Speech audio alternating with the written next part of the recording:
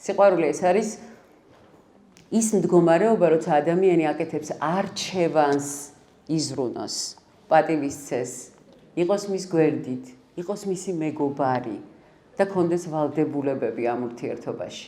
როცა ეს არჩევანია, შენ არ გაქვს იმის განცდა, რომ მსხვერპლი ხარ.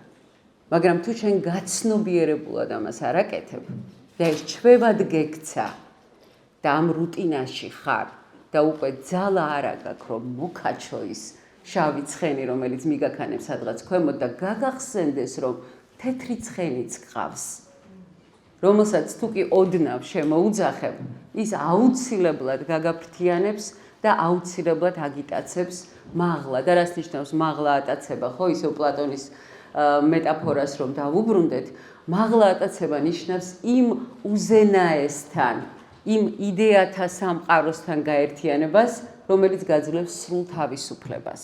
და როდესაც პლატონი ამბობს, რომ სიყვარული უკვდავიაო, უკვდავებისკენ სწრაფვაო, ის ამას გულისხმობს სწორედ, რომ უკვდავებაა, როცა შენ გაფრთიანებული აღწევ რაღაცა უზენაესთან შეერთებას და პოულობ საკუთარ თავში თავისუფლებას.